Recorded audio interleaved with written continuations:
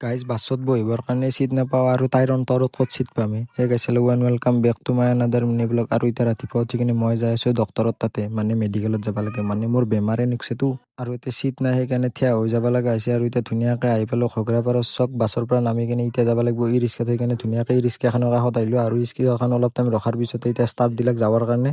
আৰু এতিয়া আহি পালোঁ মেডিকেল। মানে গাইজ মোৰ হৈছে চকুৰ প্ৰব্লেম, মানে মই চকু দি দেখা নাপাইছোঁ, মানে মোবাইলটো শ্বট কিজানি কম হৈছিল, সেইকাৰণে চকু দি তামাম পানী ওলাই আহিছে আৰু দূৰৰ বস্তুবিলাক জিল মিলাই থাকে। সেইকাৰণে আহি কিনে এতিয়া টিকেটটো কাটি ল'লোঁ, আৰু টিকেটটো কাটি কিনে চিধাই যাই আছোঁ এতিয়া ডক্টৰৰ ওচৰত। আৰু এতিয়া ধুনীয়াকৈ ডক্টৰক দেখাই ল'লোঁ, ডক্টৰে চাই দি কিনে কিছুমান ঔষধ লিখিছে, আৰু লগতে মোৰ চকুৰ টেষ্টটোও লিখিছে। কাৰণ চকুৰ টেষ্টটো কৰিব আহি কিনে গম পালোঁ যে মোৰ অলপমান পাৱাৰ কমছে, সেইকাৰণে ডক্টৰে আৰু গ্লাছো লিখিছে, মানে মই চশমা ল'ব লাগিব আৰু কানা। আৰু ইয়াৰে ফাৰ্মাচীৰ পৰা ঔষধ এটা ল'লোঁ চকুৰ, আৰু ঔষধটো লৈ কিনে এতিয়া মই যাই আছোঁ বাহিৰত লৈ কিনে, মানে কিবা খাবৰ কাৰণে, মানে মোৰ ভোক লাগিছে। সেইকাৰণে চিধা আহি গ'লোঁ হোটেলত, আৰু হোটেলত আহি কিনে ধুনীয়াকৈ এতিয়া পুৰি চব্জি লৈছোঁ।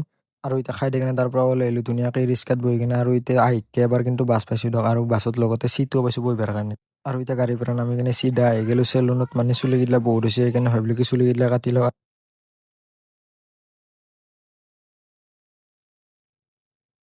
আৰু এতিয়া হৈ গ'ল চুলি কটা, কেনে হৈছে গাইজ কমেণ্টত কৈ দিব। আৰু এতিয়া মই ধুনীয়াকৈ ঘৰত যাই আছোঁ, আৰু ঘৰত আহি কিনে গা চা ধুই দিলোঁ, আৰু গা চা ধুই উঠি কিনে মই এতিয়া আহি গ'লোঁ ভাত খাবৰ কাৰণে, মানে বহুত ভোক লাগিছে তো, সেইকাৰণে মই ভাতকেইটা খাওঁ দিয়ক। That's for today guys, see you soon.